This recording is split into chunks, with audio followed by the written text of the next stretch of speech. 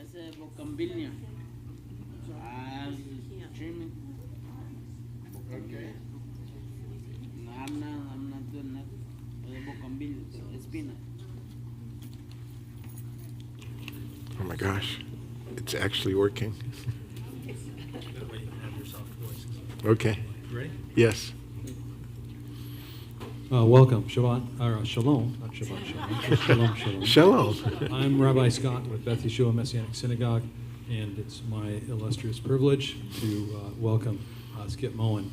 This is our 30th anniversary as a ministry, and rather than just doing something on the 30th anniversary day, we elected to choose to do something all year long. And one of the things we did was bring in Skip Moen to teach this week.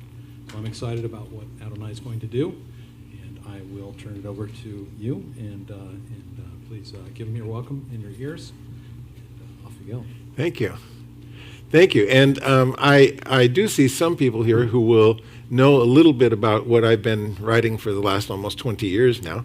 But some of you, I just have to find out how many of you are on my daily Today's Word study of one word or another in Scripture, right? Carlos and, okay, and the Missouri crowd, and anybody else? No? Okay. All right. So let me give you some background, because the things that we're going to talk about, you can find more material on if you go to the website. So the website is my name, skipmoen.com.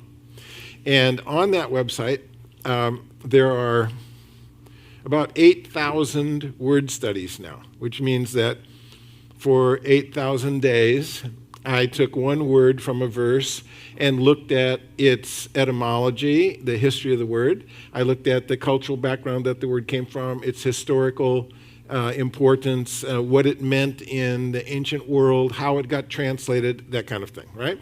And I tend to wander around, which means that you can't start in Genesis and sort of work your way through the rest of the Bible, right? I mean, you can, but then you'll be skipping around all these different years where I've said, oh, let's go look at Genesis 1:1 again, and maybe there are 20 different entries for Genesis 1:1, but they're scattered over years from 2012 to 2022, right? So there are, however, collections of all of this. If you're really, really interested, you can get the entire thing through 2020 in one big collection. All that stuff is on the website, and the recordings that are there, and the books that I've written, etc. So that's how you're going to familiarize yourself with what I do.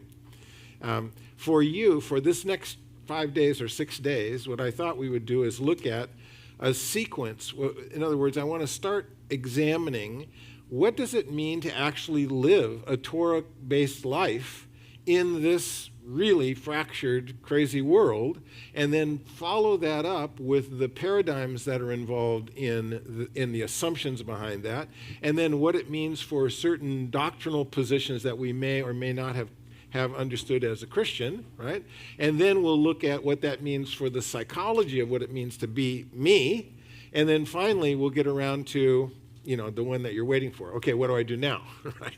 So you'll have to stick with me through the next 5 nights in order, well, it's 5 nights, Monday, Tuesday, Wednesday, Thursday. Yeah, 5 nights and Shabbat, right? To sort of see how this whole thing grows.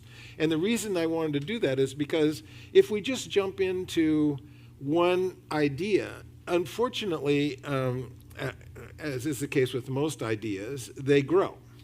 And the tentacles of the ideas reach into all kinds of other areas. So I thought as we go along, we would have an opportunity to see how this little idea shows up over here and over here and over here, and sort of trace it around a little bit, and then the next idea, right? So the reason that I want to do that is because I want you to have as much appreciation as possible for the depth of Scripture. You probably know that there are at least 4 levels of understanding Scripture from a rabbinic point of view, right? You know that. You're all familiar with that. Scott has taught you all this stuff. He's taken you through Song of Songs with all the different levels, the mystic stuff, the hints, the remez, okay, right? So you're all set, right?